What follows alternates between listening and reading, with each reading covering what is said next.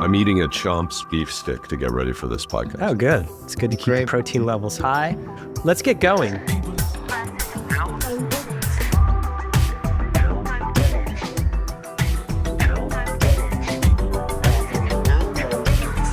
Welcome to People vs. Algorithms, a show about detecting patterns in media technology and culture. I'm Brian Marcy. I'm joined by Troy Young, who's munching on his beef stick. So you can keep munching, Troy. You don't need to say hello. And Alex Schleifer. This is the final episode of the year. I think it's been a good year, you know? At least that's what I tell myself. AB, anonymous banker, who kind of came out of anonymity at the PVA holiday gathering, is going to be joining us a little bit later. People thought he was Steve Bannon. He doesn't. His hair changes a lot. Oh, there we go. Yeah, no, he's got the full man, and I know the ponytail. You got to do the man bun. You're definitely man bun adjacent at this point. It could be a nice, Alex. I'm sure you appreciate that as a European. Greed is good, man.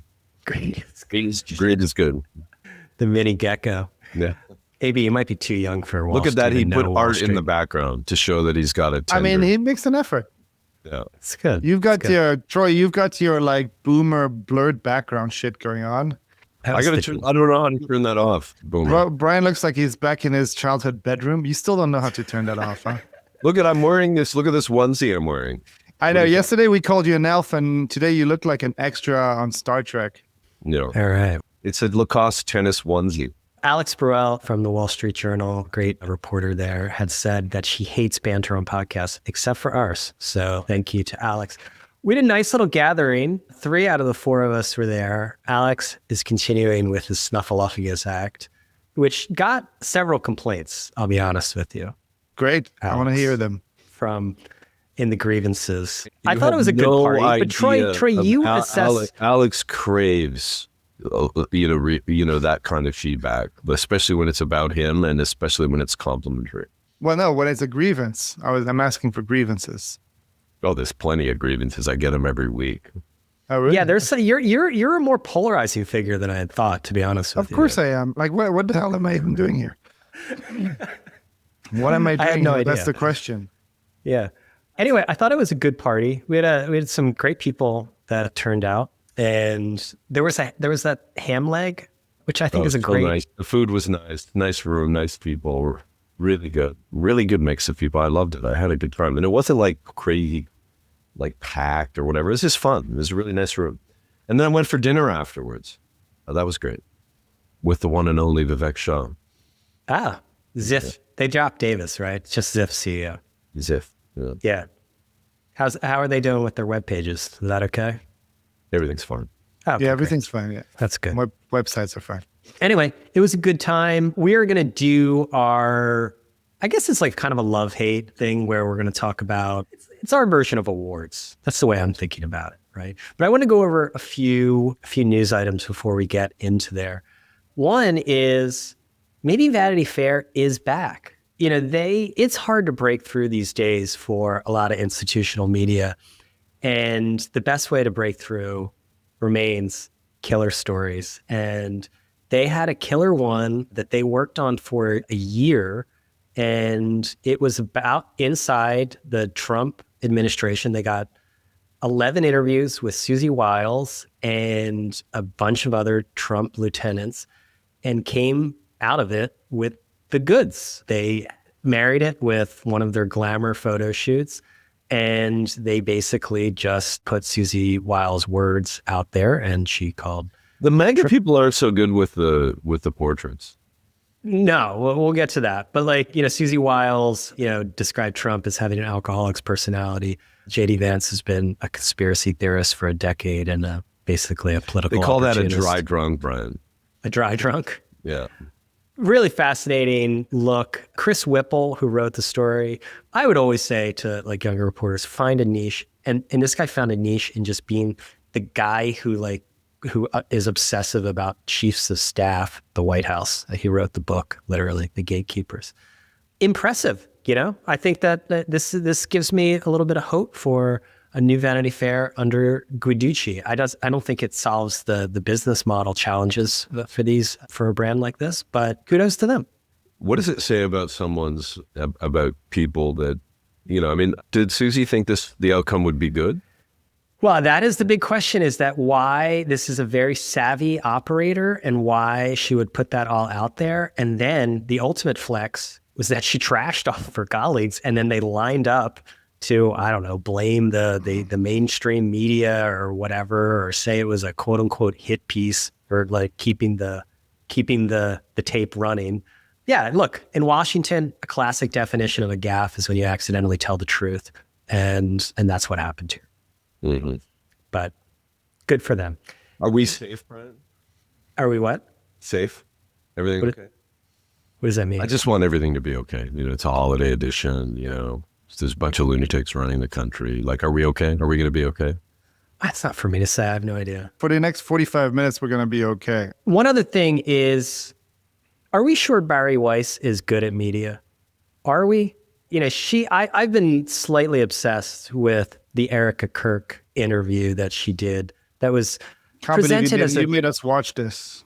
That was presented as a town hall. It was completely scripted. As far as a format innovation goes, it was not it.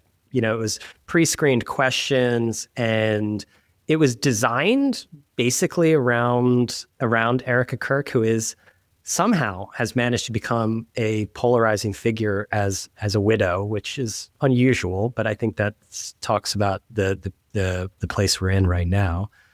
This interview, or I guess it was town hall, this marked like a really important, they did it in prime time.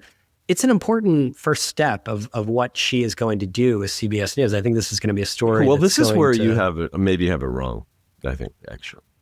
Okay. I'm hoping, because I cheer for the underdog. Wait, who are the underdog? The billionaire's favorite? Yeah. It's Barry in this case. Okay, I'm glad. Yeah. I think she's trained, the format in it. Do speak up for the little person, Troy. Troy loves to step up for Zaz and Barry. Yeah, I knew you guys I just handed that over to you because you're so, But we should do like PE Energy, like presented by Apollo. Can we get them on as a sponsor? And then we'll... The format innovation is treating broadcast television like it's digital media, right? It's just we're going to do a bunch of town halls. I'm the proprietor. I'm going to lead the conversation.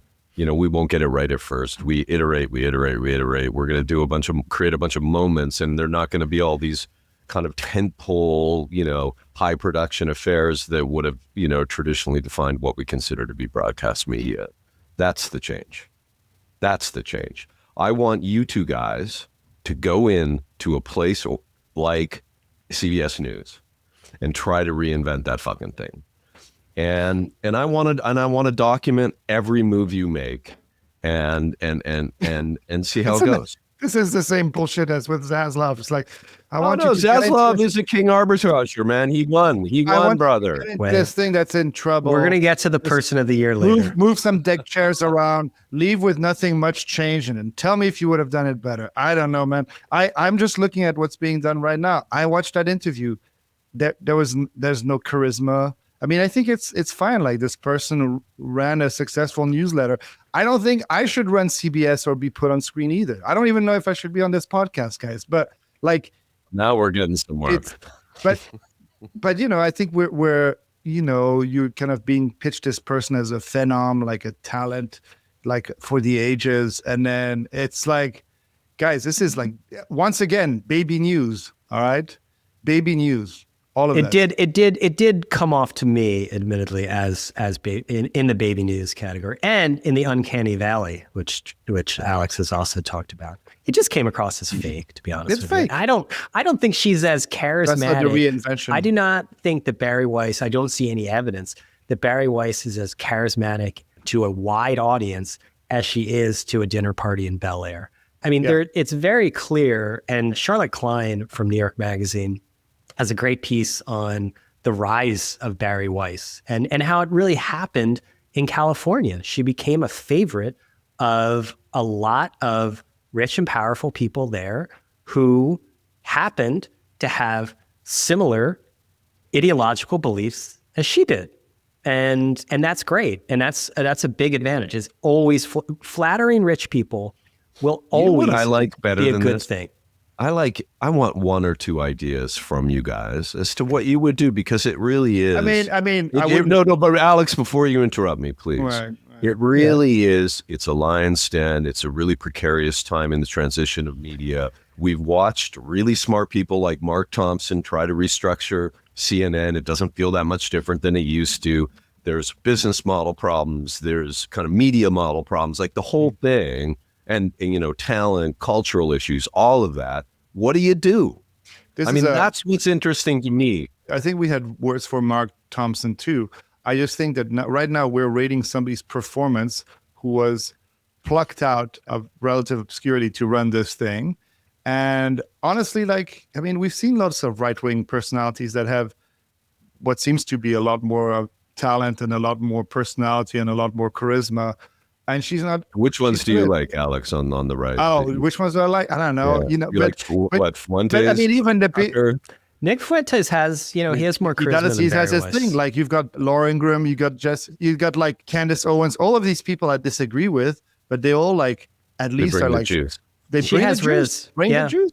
I think that's a big challenge right now. Well, now we're getting somewhere. So we want Barry to be the juice at CBS. But it's happened before. No, I where don't think she has it. These guys are really good. Like Brian said at a dinner party, right? Like Francis Yaman, right? Like a great, apparently Peter Thiel loves him, but then you put him in front of a wider audience and people completely turn off.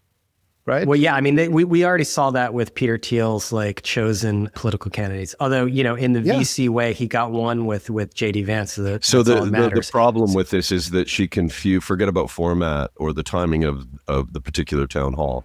It was confusing her, the arrogance of her being the talent. Do you think what the problem was? Oh, no, I don't care about arrogance. You got to be good at it. Yeah. Did you watch it? Was it a good product? I couldn't bring myself to watch it, honestly, Brian. Jesus fucking Christ, Troy. Let's move on to the next topic. We're done with it. No, but I read about her. You read about it. I watched it. Yeah. Even Alex you and I put in, oh my God. It was 47 minutes. It was painful. That's like putting a bunch of rats in a cage on Alex's face. Honestly, I watched Alex Jones and I at least thought that was engaging in some way. That other thing, just bad nighttime interview. Yeah, look, I think that is the essential, what you're getting at, Troy, is real, right? Because the question is, okay, fine, what do you do? And to me, this reminds me of Marissa Mayer at Yahoo, right? She was put into this position at Yahoo and she did a lot of things that did not work. Okay, her time was not a success. And maybe that was inevitable at the time. Yahoo was lost at that period of time. I don't know what you do with CBS News. All of these network news outlets, to me, are declining assets.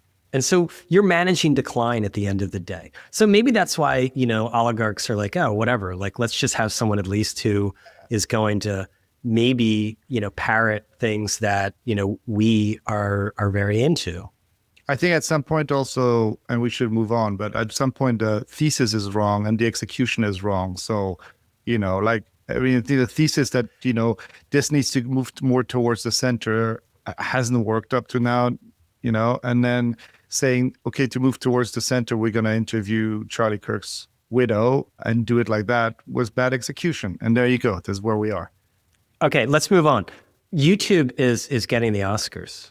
That's really interesting. Because we talk about the shifting, Netflix is going to end up swallowing Warner Brothers.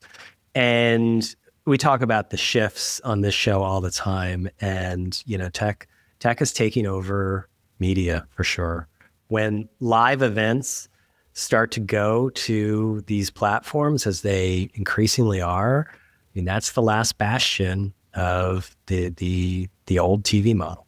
Mm-hmm. Don't forget that you put the Oscars on a major network because it's reliable distribution. And I suspect that they'll double the audience globally on YouTube. And it really is remarkable that we have come from, I don't know, Alex, when we were together years and years ago in the 80s. No, when we were together at early days of say media or video aid, whatever, YouTube was just getting going.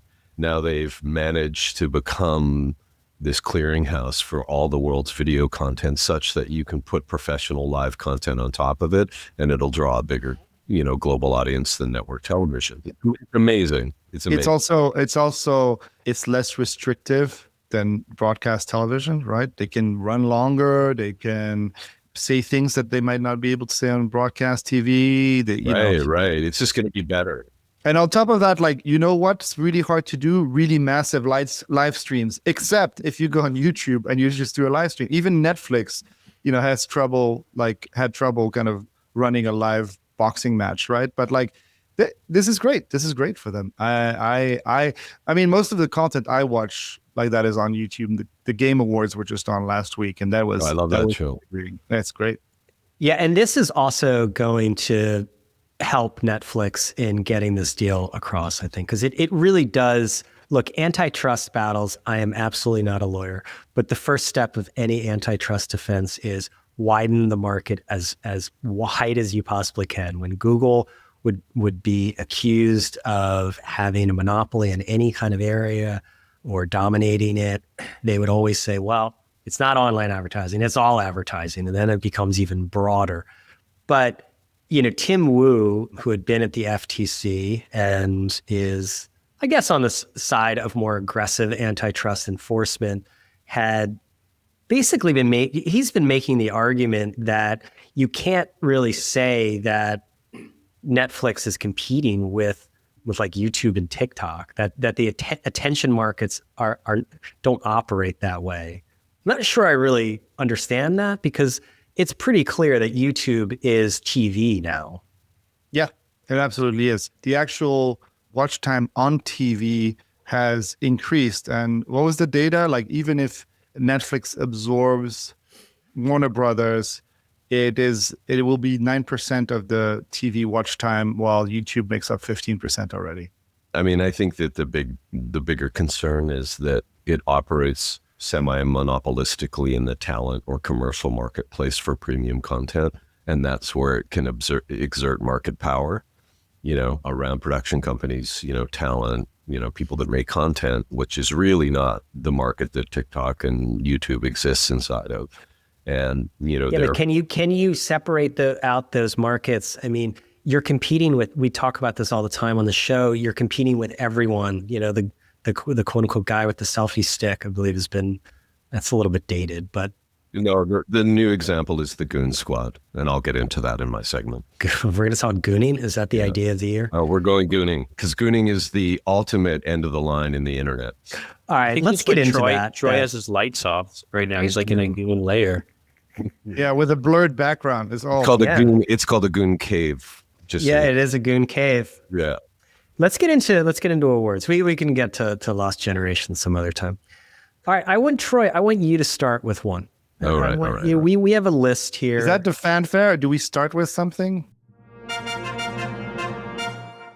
Well, I'll give you one, because it's a little bit. Hopefully it'll be a little bit of a winding road. Do you have runners up? I have runners up for mine. I have all kinds of stuff. I got everything. Okay. Let's make this a good show, Troy. I'll make it snappy. Yeah, I had to come back. I was talking to someone. I talked to a bunch of people about the media personality of the year and the media brand or company of the year. And you defined it, Brian, as entities that change the ecosystem, right? Which I thought was a good way of looking at it. And and then my friend Chris Kimball reminded me that maybe the article of the year and the term might be the gooning article by your friend Daniel Kolitz. And that sort of set me on a path. And just so everybody remembers the goon thing, it's the end of the line of this world that we've created, the internet, right? Where you're like alone in a dark room with 15 monitors watching, fast cut pornography. And, it's kind of mainstream internet at its extreme: screen addiction, parasocial obsession, overstimulation. It's just like the extreme of the matrix world that we've created with the internet. I like this quote from the article, by the way: the gooner goons to reach Goonstate, a supposed zone of total eagle death or bliss that some liken to advanced meditation, the attainment of which compels them to masturbate for hours or even days at a time. I mean, it's so ridiculous. Daniel worked hard on that article. He did. The article was brilliant. Yeah, it sure beats jerking up to the JCPenney catalog. Yeah. Who else? That's right. That's right. So, the reason that I got here, right, is you asked me about the personalities of the year, and, systems in our world are more important than people, right? So you have to look at who are the influence in the systems, right? So I remember, I don't even want to go back, but like the humble invention for scientists of HTTP changed everything, and we're like still digging out from it. Like it was the biggest storm in media that we've ever seen, right? It's like it turned the internet or turned media upside down. It became infinitely competitive, human controlled. Everything essentially is DTC. If you don't have a real connection with the consumer, you don't have a business. And, I don't know what the leverage that you have left, maybe the power of personality or massive scale or platform connectivity. One of those things helps you survive this inversion. And when I thought about the media people, and there was a list that sort of came to mind, and it was, I just to quickly highlight a few of them, and I want to recognize some of these, Brian. Like, it's not easy to change the metabolism and vibe of an old newspaper. I think Emma Tucker is doing that admirably at Wall Street Journal. Way to go, Emma. Michael Wolff defended his narrative journalistic style and his willingness to cross the line, right, with an excellent new Instagram format, right, where these perfectly framed shots of his Amagans at home, his little dappy preppy style, and then his expert narrative. Like that was interesting this year. Olivia Nuzzi, right? She's great. Expertly showed how fame is attainable at a cost, right? We all saw that journalism is indeed a sport for sociopaths. And Brian, you taught me that, right? It'll be good. It'll be some good. Vile characters in that narrative. It'll be good in the long run, right? Discovery made so much money for so many years, and it made Zaz rich, right? He saw the end coming. He bought the best library, admitted defeat, and will make $1 billion. Master plan from the beginning. The ultimate it is very fitting. Like, Zaz is Soze shit. He knew he was. Yeah. Okay, I know this is a corners. This is a trigger for Alex. Elon created the archetype of like the he sort forced of his way into $1 billion. All right, keep going. The industrial media mogul. Like, look at all the people that followed him. Andreessen followed him. The All In guys followed him. A bunch of other VCs followed him. So did Bezos, Jensen at NVIDIA. Zuck tried to follow him. All of these guys are like, media people now, or media personalities. Dare I use the word media people. Barry Weiss found a huge lane, and she won at Substack, and she got rich. She did, man. That's what happened. Oh, no, I know. Right? Go to the right parties. Brian, right. Ezra achieved journalistic liftoff. He escaped the system of being an employee. And now he's a thing. Can we start the music so that Troy gets taken off stage? David Ellison showed what you can do with a family fortune, right? So it's nice. It's nice. These are nice things. But nice, heartwarming stories for Troy. Media Nepo baby of the year. Right. But if you want to look at systems, it's got to be Sam Altman. If you look back at the year, I agree. And if everything in media is downstream of a system, the AI thing fundamentally changed how we all look at media. It looked the processes for making media, how people make media, how we get media, the distribution sources, how we're going to monetize media. And so everything's downstream of that. And I don't think it's fully manifest, obviously, but he kind of replaced the feed with the prompt. And, he's helping us achieve media Goonstate. I really do think that that this new world of hyper-personalized, synthesized, collapsed media, and that's going to take over the media world is our reality, how you live within it, how you live outside of it. And that was because of OpenAI and Sam. Great. Excellent. Well done. Don't disagree. Well done. You don't disagree?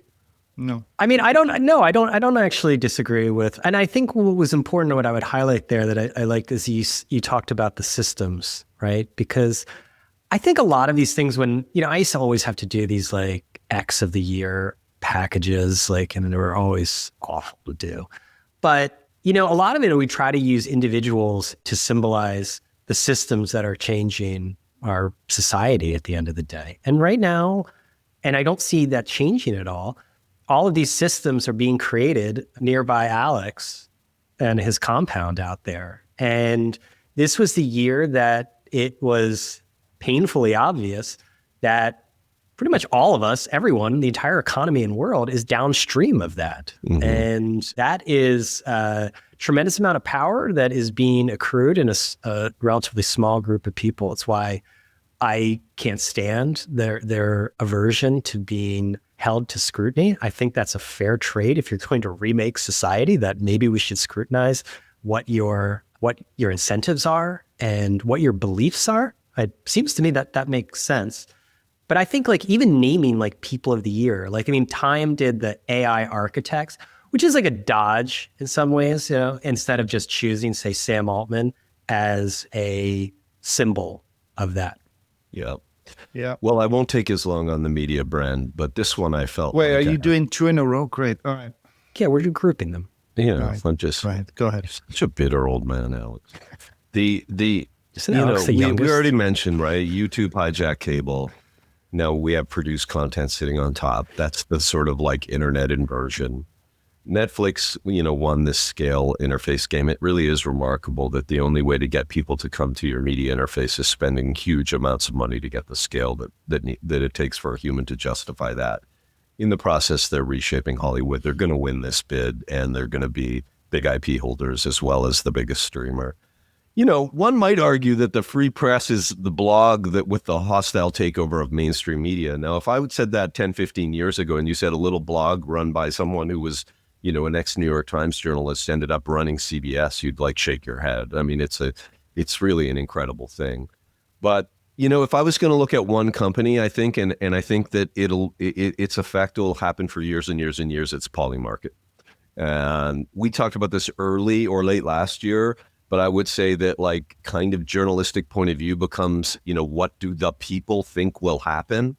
And that's a really interesting systemic development, you know, with when editorial judgment is replaced by market judgment, you know, and what people say when their money's on, or what do they think when their money's on the line? It starts to create second order effects in that money is a powerful incentive to get more information and to find out and make better bets.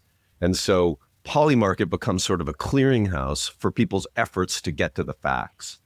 It becomes a briefing for investors, a reality check for journalists, a counterweight to like untrusted media.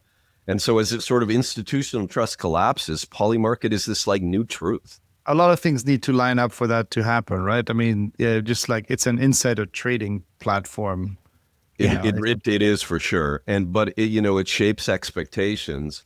And it's where the markets move when kind of narratives collapse. And I think that it's going to just become more and more important. Yeah. I think with as you pointed out, Brian, with really, you know, in some cases terrible externalities. Yes, I want to talk about that a little bit, but I do want to take a little bit of a victory lap because I believe that a while ago I had said the Polymarket could be like the most interesting media company. It's not like there. you to beat your chest like that, but yeah, sure. I know. So I want to get a little credit. That said, Polymarket and Kalshi, not a bad pick. React to the pick. Yeah, no, a great pick. I also think that this entire category is detestable, and it is sort of, you know, it's the Goonstate that we have reached, I think, when we financialize. It is Goonstate. When we I believe that's going to be the title of this episode. Yeah. It is the Goonstate that we've reached when we try to financialize everything. I can't think of anything less inspiring than the Kalshi founder promising to financialize and make an asset class out of every sort of human opinion or disagreement. You know, we can't. I don't think that this is the way we arrive at quote unquote truth at all. And a lot of this is rebranding of gambling into prediction markets. Kudos to the marketers who I mean, came it's up with amazing this. because it took the best parts. I mean, when I say best, right, for whom, but the best parts of gambling and the best parts of the market, and we moved any type of oversight from it, from either, right? It's incredible. And the fact that we're just watching that happen, it's going to get so abused. It's going to be great. Well, I mean, not to put too fine of a point on it, Alex. However, I mean, we did see in the sharing economy that a lot of this stuff was being done just to get around regulations. I mean, maybe operate like, I don't know, unregulated hotels. And yes, but I was there, so that was different. None of us are pure. Alex, do you want to move on and address our what do we have you under? Oh, innovation of the year and tech overlord of the year. Yeah, I have innovation and I have word of the year, I thought. Oh, word of the year. I don't know I why did some gave you that. research. I don't know. You but hate I words. Why did I give you that? That was probably done. I love out of spite. words. I just don't think we should read them. Hearing and watching words is great. Okay. All right, innovation of the year. I wrote a bunch of stuff here, and it's hard to tell because we've been bombarded with innovation, but a lot of it hasn't really paid off, right? Like, I mean, we're still existing on very old stacks. But I have a few here, right? And some Be of those specific and use data, please. Yes. All right. Well, open weights distributions is one of them. And that's maybe not as kind of sexy as some of the other stuff, but it allowed people to create their own models. You know, we have Llama 4, we have DeepSeek coming from that, and it really was the thing that started chipping away at OpenAI's dominance and just like opening up these models. That was one of them I thought could be important. The model context protocol, I think we might start hearing about this a little bit later, but that's the way AI kind of takes over the web, really. It's the protocol for AIs to access different tools and talk to each other. The big companies seem to be kind of congregating around this system. And I think that once you start creating generalized, essentially APIs for how these things talk to our tools, we're going to start seeing lots of big things happen, including in media. But all these things were kind of like pie in the sky and maybe not as prominent in 2025. So I took one, which was the auto-dubbing, platform-scale auto-dubbing on YouTube. YouTube now has 25 languages powered by Gemini with translation. And that was like a quiet move that they did where they just flipped a switch and all of a sudden, all of that content could be translated into multiple languages. Now, we don't see it because we don't consume those languages, but people around the world now had access to this content. And it said that between like 15 to 20% of like, you know, English-speaking YouTubers is being consumed in different languages. In markets like, you know, then you can go into markets like India, you know, where these are massive markets. And I think translating to Canadian. That's really hard apparently because you need that demeanor. But it's really impressive. It's really impressive, and it does have an impact. And I think this kind of like flattening of the language barrier is really important and something that every media company should look at because it's a way to scale and it's an interesting way of using AI today that is not as controversial and can yield better results. So that's my technology of the year. Nice. All right, that was like very specific. I like that. I am specific. I mean, I am like, you know, the neurodivergent nerd of the podcast, your little monkey that you show off. So I'm going to keep going. Well, let me just, I want to jump in with one of those before you get back to your monkey work, because one of the things that I have is that this was the year of the nerds. Like the nerds triumphed this year. I mean, they've had a good run. It's been a run. They've had a good run, but this was the year the nerds got aggressive. Nerds do great everywhere after high school. High school's no good for nerds, but after high school, they're fine. But no, high school feeds the energy, right? Like you get punched in the balls enough, you want to take over the world. And then, like some of them do, right? It's a game of numbers. You just throw them at the wall. What's going on in Austria or wherever? Like, what? No, there's a lot of talk about getting punched in the nuts from you. It's an evocative, hopefully, metaphor. Actually, interesting story. I wasn't a nerd at school. I was like right in the middle. That is interesting. But I mean it in a bunch of different ways. So like this is a great time for nerds, obviously in tech, right? In a power sense. But also, as Troy has noted on here, you have to be pretty technical these days. And like this is a time when, particularly in this part of the AI build out, that it's all about like the technical aspects of it. Yep. I mean, on a personal level, Brian, did you have nerd vibes in high school? Did I? No. Yeah. You were a nerd? No, I wasn't. How about you, AB? Were you a nerd? 100%. Yeah. Yeah. Okay, good. I mean, I wasn't on the lacrosse team, but like I wasn't a nerd. No. I was on the lacrosse team. Oh, so you weren't a nerd. I mean, knowing computers, I don't know. I don't know what makes it. Manager? Yeah, I wasn't gooning. That came later. I think the value right now is likely if you have a very deep specification in AI programming and stuff like that, the world's your oyster. But for most people, the real value is kind of this kind of broad spectrum ability to use and understand technology, and that's really, really, really, really useful. I think there are, in Silicon Valley right now, there are a lot of people who are being left behind by this shift, who might have very specific specialities that are like becoming less and less relevant. Yeah, I keep wondering if my skill is just telling people what to do and if that's going away. Yeah, I mean, like dominating with your kind of disdain for them, and then they try to make you happy. Yeah. I will say this though, I look at nerdery like much broader than that, because I think this is a golden age of people who like to nerd out on things that they're just unbelievably passionate about. And I think we talk a lot about the negative effects of this decentralized media ecosystem, but it is amazing that you can nerd out on pretty much anything, on YouTube, on podcasts, whatever. Like deeply technical podcasts are among the most popular out there. I mean, you listen to that Dwarkish Patel guy and like, he's nerding out. He's into this stuff. Even like something like Pluribus. I'm really into, first of all, Pluribus, but you ever listen to like the companion podcast to it? I love like actually going to the companion podcast because there'll be like these people who are dissecting these episodes and have an encyclopedic knowledge of Vince Gilligan and all of the stuff. Like, I'm like, wow, like good for you. And I appreciate and honor your nerd work. I mean, I don't know if it's, because we've seen so many nerds be successful, but it's also culturally become more accepted to be really into trains. I think, as you point out, Brian, the internet is in its very essence an enthusiast medium, and that's what's so great about it. That's why I love it.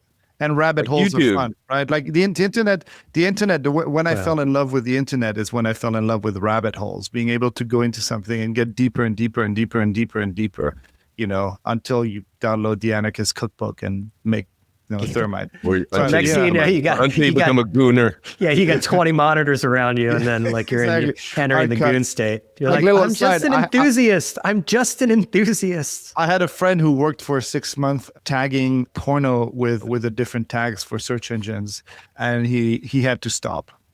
It wasn't healthy. It was terrible. Yeah. So there are jobs behind all that stuff that are pretty horrible. But speaking of nerds, I also had Overlord of the Year, right? How did you frame it? I mean, you framed it. You could take it a bunch of different directions. I mean, we already had Sam Altman nominated. Yeah, I mean, Sam Altman is also nominated on this list for sure. I mean, you can't talk about it because he is acting like an overlord. Called the Code Red, also showing that maybe he's scrambling a little bit. The one that we haven't talked about, and I think that's why he makes it on this list, is Shazi Chu, from TikTok, and he was in front of, he was in front of Congress. There have been 4 extensions to the TikTok ban, and yet TikTok's still running. TikTok's still incredibly important. Is that your pick? No, but I think it's. I think it's your thing, Troy. Your thing is to like go through the things you didn't pick and then. But I think it's incredible. The fact that you haven't heard about TikTok or him is such a masterclass in laying low. It's incredible, and it's sticking around. But I don't know. Like he's not isn't he like a country manager? Yeah, like is he? I don't know. I think it's because he's interpreted as like a figurehead. Yeah, he's like, no, I'm not Chinese. I'm Singaporean. Like, and he has to say that repeatedly. Yeah, but I think there's a lot of things happening in the background to keep all this stuff up and running. Oh, but keep it going. You got what else you had? What else did you? I mean, I ended up. I had Elon there. I had other folks like that. But I think nobody. Neil Mohan, YouTube CEO. He used to be I think he used to lead product. DoubleClick? You mean the DoubleClick executive? Guy, Alex. Yeah. It's a triumph of ad tech. It's a triumph of ad tech. What a great career! Like to go from DoubleClick to running YouTube. Wow. Yeah, I mean, in the way, Troy would probably compare Barry Weiss to him, right? Somebody who really deserved it and turned it around. But YouTube hit #1 across everything, really, with streaming, broadcast, the difference, of course, cable. is that YouTube is unstoppable when he inherited it, and CBS is the opposite. Nothing is unstoppable. And I think YouTube is like an incredible product that's running. Like that is very, very difficult to run. And if you talk to anyone at YouTube, they know exactly what they're doing compared to, and they're also operating within Google. And Google is always a mess. Google is always shifting and trying to organize and just being pulled into the search stuff. YouTube has had like a very focused vision and it's being very well run. And they're innovating. I mean, they're integrating AIs, like I said, with the voice stuff, like in ways that actually people are accepting of. The platform isn't like swamped with AI like Instagram is, and they're lapping everyone at this stage. So, and congrats on the Oscars, Neil Mohan. Neil Mohan, I like that. He's the tech overlord of the year, just to be clear. Tech overlord of the year. Okay, all right. He's not. I mean, once again, not somebody loud. Not somebody that you'll see brown-nosing billionaires at parties. But wow, that's true power.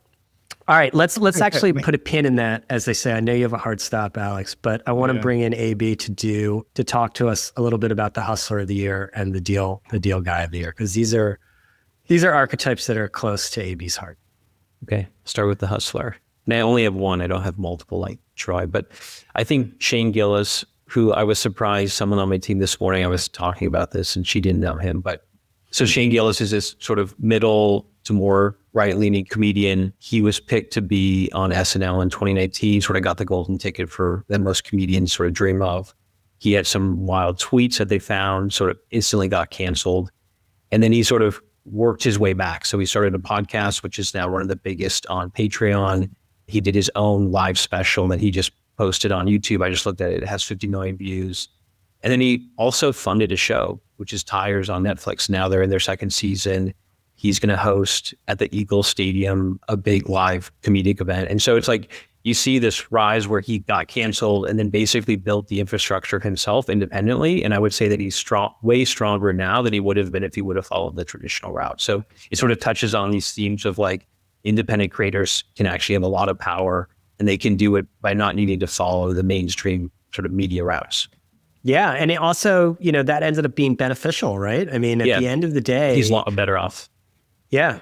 I think that is just part of the, my narrative of the year is like the collapse of institutional authority. I mean, it's become a route. I mean, this has been happening for a while, but particularly in media, I mean, you see the power of being attached to an institution has been waning. And this year, it really declined precipitously. Yeah. But the nuance is he's made his way back, and that's how he's monetizing the best, right? So he has to get back to Netflix and sell his show there to make the most money. He has to sort of follow. Well, he established leverage. I mean, the reality is if you are just like, working for an institution, you do not have a lot of leverage these days. And when you're doing better to be a business partner than it is to be an employee.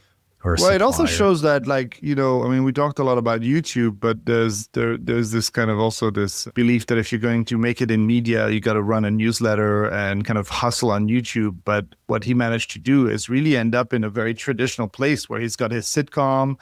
It's being funded now, and he got to it, by kind of building his own audience as well. So I think there's a lot of paths to success and a lot of ways success can show up, which is amazing. Yeah. Awesome. And he can just be himself. AB on the comedian front, I fell into a Robbie Hoffman hole yesterday. Do you know who that is? She's like an Orthodox Jew from Brooklyn. It's hysterical. I know there's some Canadian part of her story. There's a special on Netflix. Very funny. She just did. I think you can judge people a lot by who they like as comedians. Yeah. AB, let's move quickly on to Deal Guy of the Year. I had described this as the financializer who rose above the other ghouls, but you can take it in any direction that you want. Yeah. I mean, I think that, so the simple one is David Zaslav, but I think it's important to pick someone who actually has the deal actually closed. So I picked Ari Emanuel. So he obviously took his company public, Endeavor, in 2019. Stock didn't do too well. So he sort of financialized it. He took Endeavor private. He spun off a bunch of different assets. The main one that most people probably know is UFC and TKO. And so it's an interesting story of someone who sort of rode the wave. He obviously got through COVID, had to take private the professional service part of the business, but they made out much better. by investing in live events and figuring out the public markets value, UFC, combining it with the WWE. And so I think it's just one of these financial maneuvers where he also made a lot of money, but sort of navigated the changing trends in media and figuring out where people valued it in the public market versus what he could do better on a private market basis. Good choice, AB. Congratulations, Ari. You finally made it. And he survived AB, that. I'll add on that Ari Emanuel did a great podcast on, and they sadly named it Invest Like the Best. But it's a great podcast if you want to. He's incredible. Like the energy that seems to emanate from him. I don't know if I could be in the same room. I feel Wait, like who, Ari Emanuel? Yeah. Or Patrick O'Shaughnessy? Ari.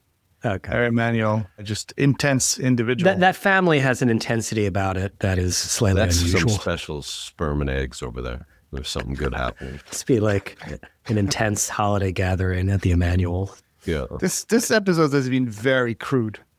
Very crude. All right, let's get. I know it. everyone's got hard stops and whatnot, so I want to get. Yeah, into we can keep going. We can keep going. I can run a little bit late. It's this time of the year. Let's get to the word of the year, Alex. Oh, word of the year. I was thinking here you guys could help me choose it. I want it to be Goonstate. All right. Well, so here are the five that I think kind of came up this year, and I have a winner, but. And shittification, which came back up, and I'm bringing it up because it brought back. Let me hit. It had a space in it. Vibe, anything. Vibe, coding. Vibe, whatever. Vibe is definitely agentic, right? Word I hate. It still gets the squiggly, by the way. And None of these come close to goon. Gooning, all right. And then my winner is slop. Oh my God. I think slop defined a brand new category of media, guys. It very rarely happens. Yeah. You can slop say is a word used by coastal elites to describe things that but it's become slop is a ridiculous word. It's become bigger. It means different things to different people. Yeah. Some people Every time enjoy someone it. says slop, I turn off the podcast. Some people right, well, but that's because you're the Alex, coastal elite. Do you know who agrees with Alex, Troy? Big Dictionary. Because Merriam-Webster came out with their word of the year, and it was slop. Oh, good for you, Alex. They're great. But they're fighting a rearguard battle themselves. Two big dicks agree. I guess you're just gooning, Troy. I'm fully into gooning. Okay, can we cut this? Troy in his dark room saying that. That's our TikTok. That's how we get an audience. Okay, so slop as the word of the year. I think that holds up. I mean, this is something I predicted this weeks ago, and this is my victory lap. I was already on to AI. Yeah, slop you brought it up. I predicted that as the word of the year already. What were the 5 choices, Alex? Please, it was and shittification, vibe, something, right? Gooning, agentic, and slop. Okay. Are you happy with that, AB? It's good. Yeah, it's fine. I mean, this slop thing is interesting where I see this in work product and, all over the place. I don't think that people that are outputting, even when you tell them, hey, this is a ton of content, doesn't make sense. I think it's just going to keep getting worse. And that's probably your point, Brian. It's like, there's just going to be more and more of this extra text.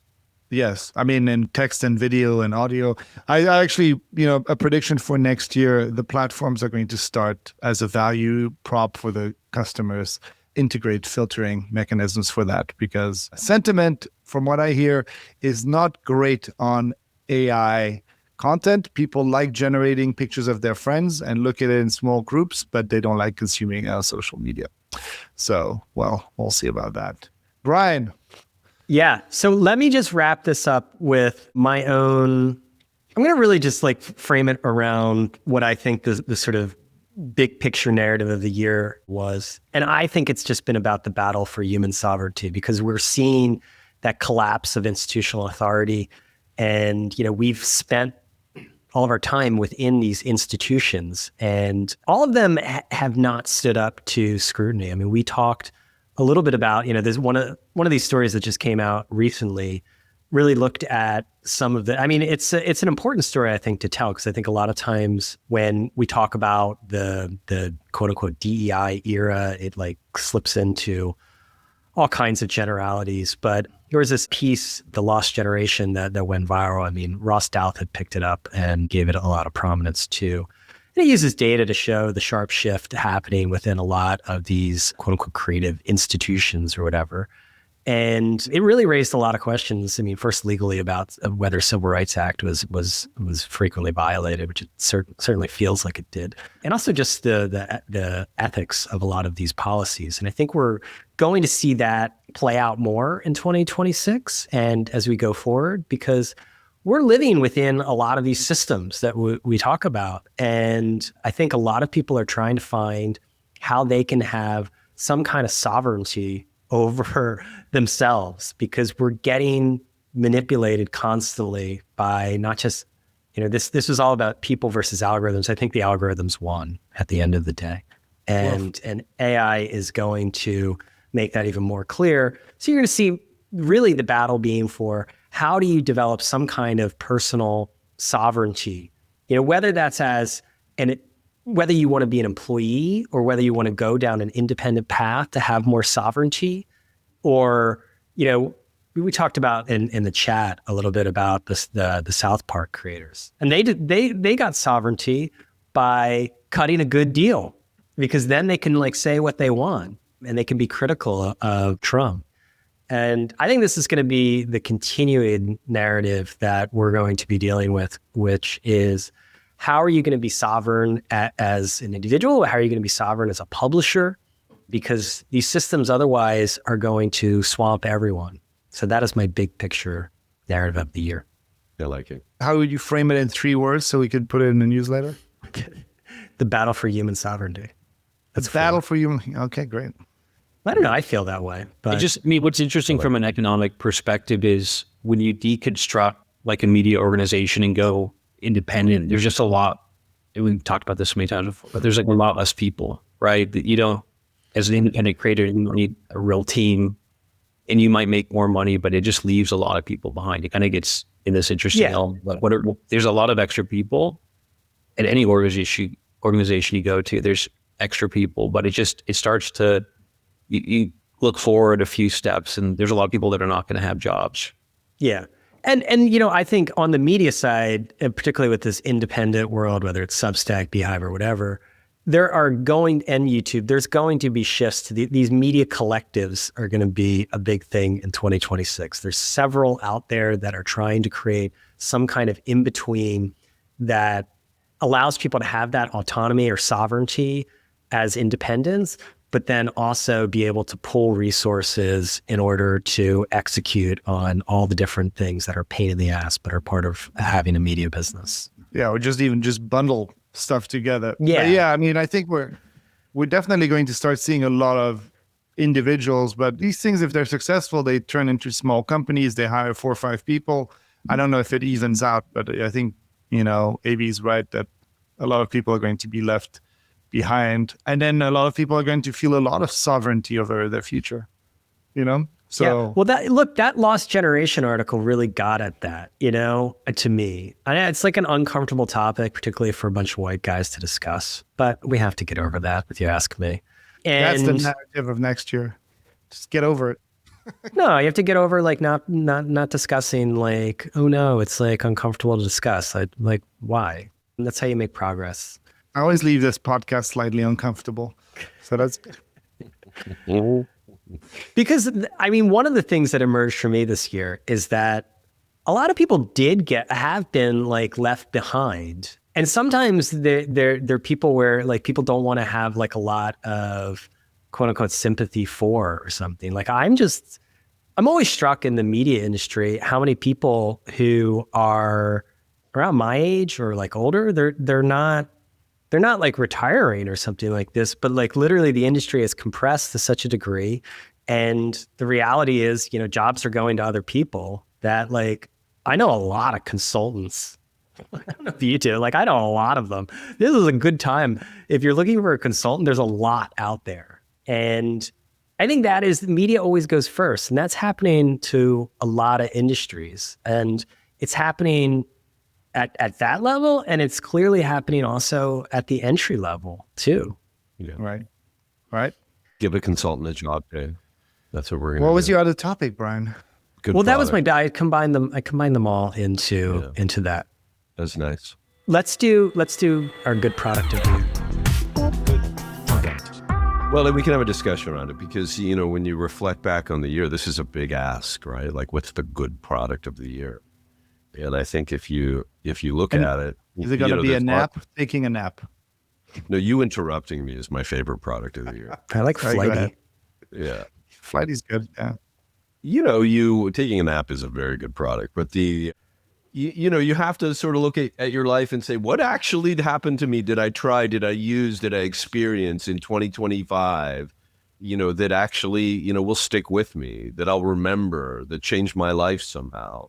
And, that's hard. And, you can look at the things that we talked about all year. The things I love are things like Harriet the dog, my dog. I love my dog.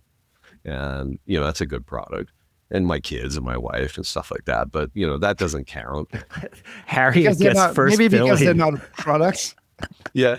But, I loved, there's a lot of little things I love. Like I love the new Trekkie mountain bike. It's amazing. It's cool. I love boats. Suddenly I love boats. I don't know. I like podcasts a lot. And that became a big theme in 25 for me. I'd listen to a lot of podcasts. I still like backgammon, Brian. It's one of my favorite, little gaming pastimes. I love YouTube, as you do, Alex. I love the NFL. The best product of the year, I would have to say, for me, and I think this is a little unsavory and maybe not responsible, is for sure Zins. But, naming that as good product of the year, I think is not a good service to the world. AB is popping seshes, I noticed. Yeah, I know he likes those, yeah. And I think the next set of good products are going to be where AIs hit robots. Those will be transformative and will really have an effect on your life. Like, like a smart toilet, like that's a good product. Like those Japanese toilets. Yeah. I really like those. But I think if I was to say the product I got into this year and I said, oh my God, we are so inventive as a species. Look at where we've come to. Look at the manifestation of a robot and software. It's got to be the Waymo.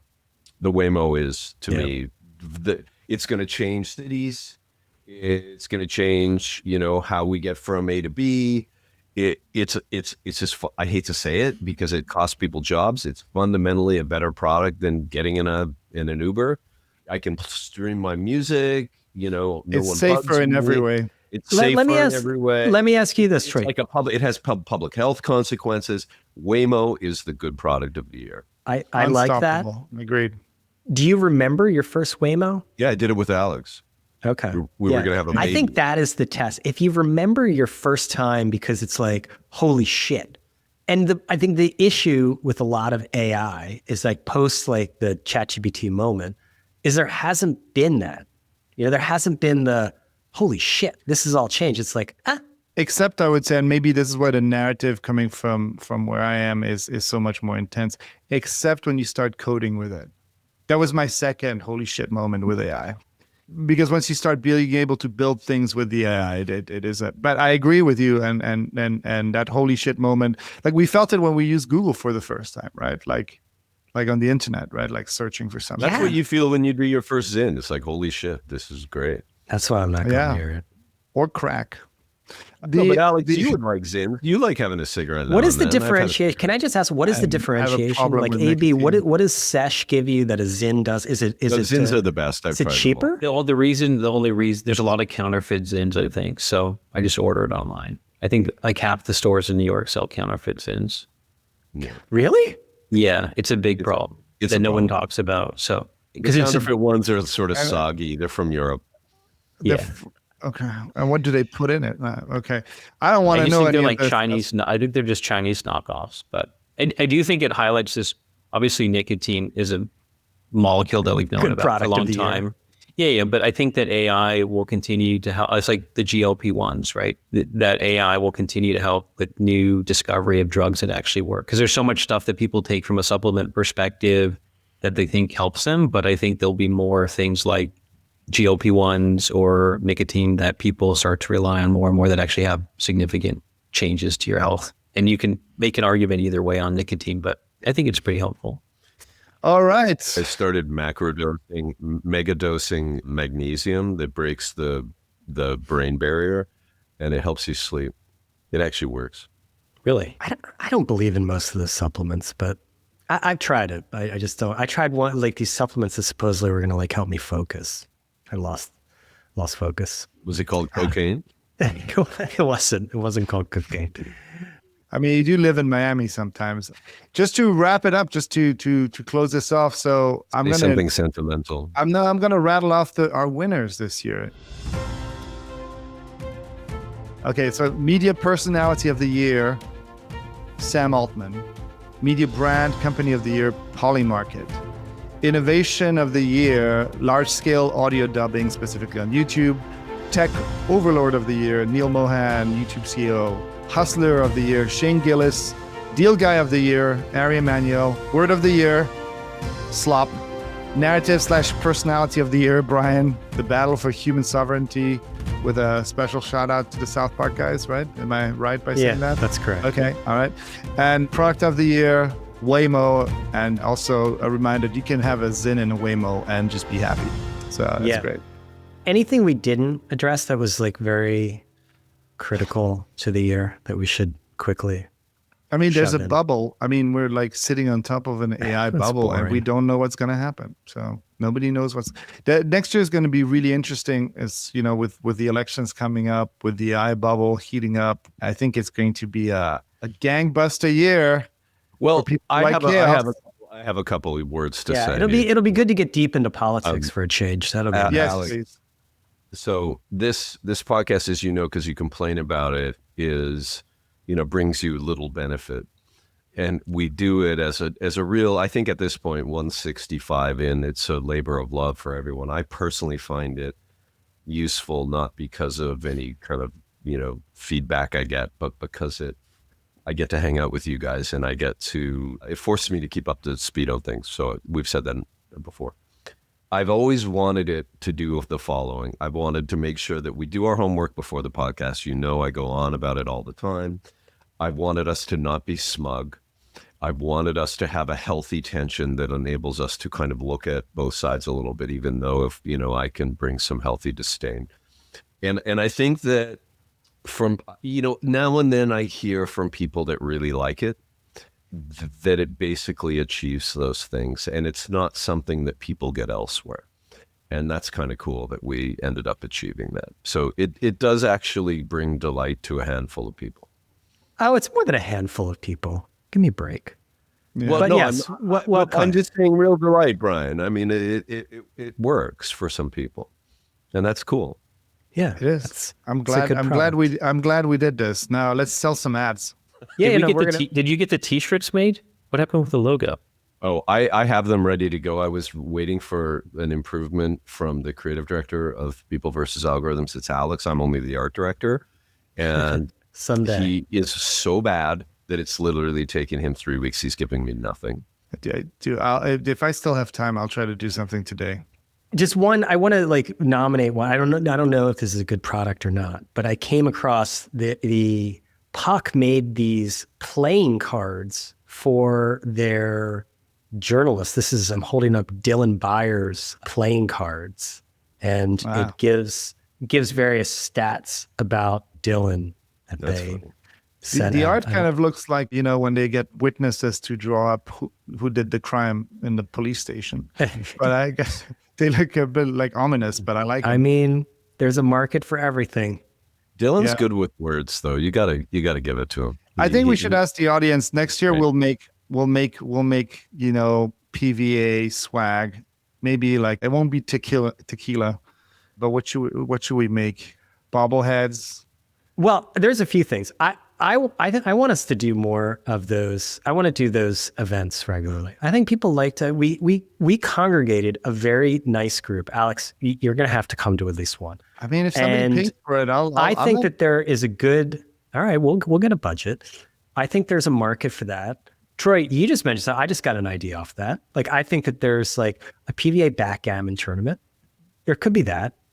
The all-in guys want to do poker. That's fine. I mean, this is media, so you do backgammon.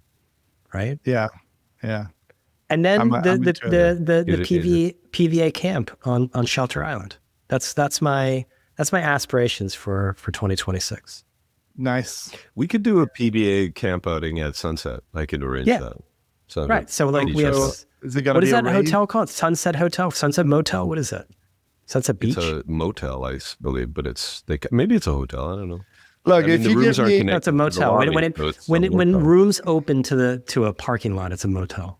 if you give Then me a it's a couple of months to get ready and you pay for my business class ticket, I'm Pay down. for your own ticket, Alex. Seriously, you're like a What, rich guy. do we have to Take pay it for your, easy. your helicopter to the airport? Yeah, come on. No, I'll pay for that. cheap bastard. You can stay at my house, Alex. I have a sauna now. I got a All right. futon.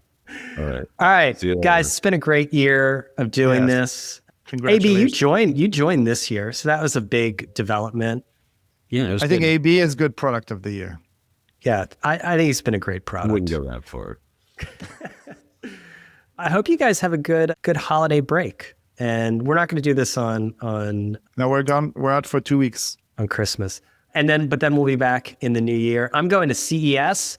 That's very exciting. I'm going to be doing a couple of gatherings, events there.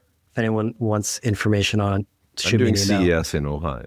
Hey, whatever you like. I mean, I think of no better way to start the year than a solid 4 days in Las Vegas. I'm kind of You know? I'm kind of envious. I would love to go to Yeah, CES. no, That's a lot of time in the place where you might Cosmopolitan. see me, Troy. Not at your I will never country go. club I will bullshit. never be there. All right. Where? Well, To Ohio or to CES? The CES is not a fun event. maybe next year, Brian, I'll join you. I think we'll do the rounds. We can sell some ads. Yeah, we'll Yeah. talk to refrigerators and whatnot. Check out the robots. Although you know the media people don't go. This is a typical of any sort of thing. They don't go anywhere near any of the like actual tech stuff. They No, just sure. they have meetings. But I can be our tech reporter. I'll do it. Hey, I Brian, talked the to media people people don't go to CES. What do you mean? The ad tech people go to CES. There are a lot of ad tech people, but there are media people too. That's it for this episode of People versus Algorithms, where each week we uncover patterns shaping media, culture, and technology. Big thanks, as always, to our producer, Vanya Arsenov. She always makes us a little clearer and more understandable, and we appreciate her very, very much. If you're enjoying these conversations, we'd love for you to leave us a review. It helps us get the word out and keeps our community growing. Remember, you can find People versus Algorithms on Apple Podcasts, on Spotify, and now on YouTube. All right. Well, have a happy new year. Have a great break. And thank you for listening, everyone, and watching. All right. Thanks, everyone.